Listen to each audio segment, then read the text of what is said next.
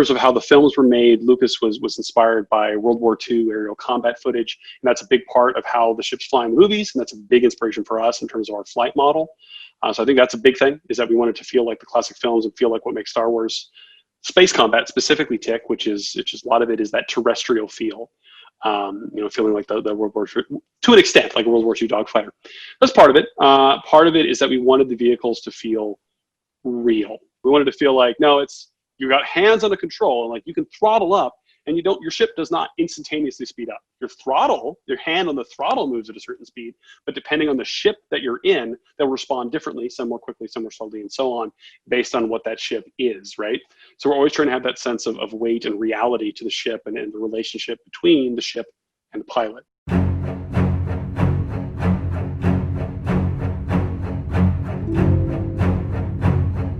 You're always on this razor's edge between power and vulnerability. Like we look at the original Star Wars movie, you've got a 10 to 12 meter long X-Wing blowing up a space station the size of a moon. There's that David and Goliath idea that you can be crazy fast and you can do amazing things and you can save the world and be heroic in that way. But at the same time, in that same sequence, we watch poor Porkins explode. There's that sense that there's a thin sheet of glass and metal protecting you from the vacuum of space and explosions and lasers. These aren't battles of attrition. This isn't like naval warfare where they're wearing each other down. These are quick, zippy dogfights where one mistake and you're done.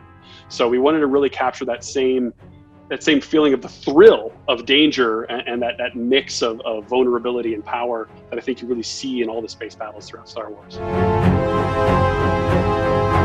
It really varies from ship to ship. So it's been a long journey. We've worked really closely with the team at Lucasfilm on each of these ships. And some of them we've seen a lot more of in the films than others, right? So like an X-Wing, we have seen the inside of an X-Wing cockpit relatively clearly in the films. And so we try to really be as close to that kind of the frame and the silhouette and where the main pieces are as we possibly can. If you freeze frame, the Death Star trench run in A New Hope, that ship would be completely unflyable. It's a bunch of unlabeled lights and buttons. Like, I promise you, no UX designer has taken a pass on that ship. So at the same time, we can't use the straight up proper, it won't be very playable. But we've tried to use the framing, like if there was a circular shape here, or a screen here, we try to use those frames to put our information into so that it feels right, feels authentic to the Star Wars experience, but it gives you the information you need to feel like a pilot and have what you need to play the game. With some of the ships, like the TIE Reaper, nobody had even seen the inside of that. So that was a cool opportunity to work with Lucasfilm to decide what the inside of that ship looked like in tandem with figuring out what would control best when flying a Reaper. Or this is actually probably one of the things that I think I had the most fun with. How do you fly, like physically speaking, how do you fly a TIE fighter? And the answer is, there was no answer. Like there's no like manual that explains exactly how you fly a TIE fighter. So we had this awesome opportunity to work with Lucasfilm sort of hand in hand and answer that question. To go, okay, how would these controls need to work for it to be practical for you to fly one of these things in three-dimensional space? So, I mean, obviously folks that have experience with space combat games, they're going to just, slide right into it. It's I think, going to be what they're looking for and then some, so awesome. For people that don't have that experience, but still like the idea of the pilot, being a pilot within Star Wars, part of the answer is single player. So we have a single player story with, of course, different difficulty settings to it. On the story mode setting, we're particularly trying to make it something where you do not need to be some super skilled Uber pilot in real life in order to play that. For players who want to progress into multiplayer or into the more long tail of the game, you've got the ability to play fleet battles, which are sort of our bigger PvP mode, either by yourself. If you want a somewhat lower stress environment, you just kind of want to learn the ropes and play that. You could play on an easier setting by yourself with just bots on your team against bots on the other team, the enemy team. And kind of learn that whole mode and have that experience and have that fantasy without having to be, the highest tier of skill. Or if you have other friends that you want to play it with, you can play it cooperatively. So you and some friends against all bots on the other side. So you still get that lower stress way to play the game. And the idea is that through these mechanisms, if you're someone who is newer to flight games, but you want to play competitively multiplayer, we have a lot of these mechanisms to help you learn how to get there.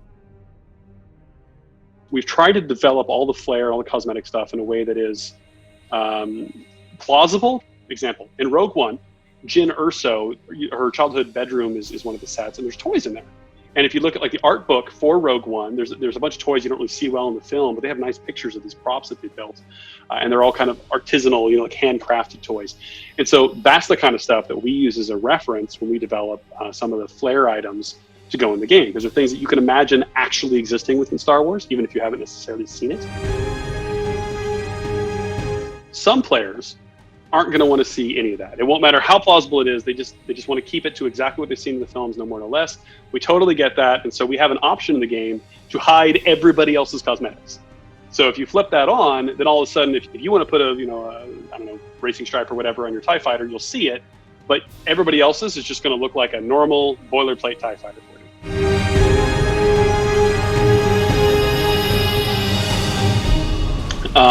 As far as the decision to do VR, I mean, I'd love to tell you it's we looked at it, we're like, man, we're gonna make a mint. VR is where the money is now. Not really. Like, it's a comparatively small audience. We know that, but we kind of don't care. Early in development, we looked at the game, and from a dev creative standpoint, we just thought it would be awful to not. It was just such a cool opportunity. It was such a natural fit because we were setting forth to make a first-person space combat game where you're in a cockpit.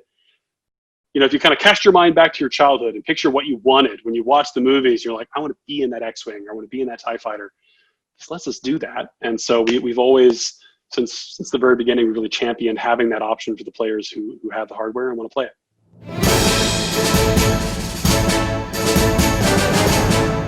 I hope everybody has a great time with it. We've tried to make a game that, you guys said this earlier, we try to make a game that everybody can hop into and really enjoy easily. We've tried to build in the cross-play support, so no matter what, system, console, PC, whatever, VR or not, everybody can play together.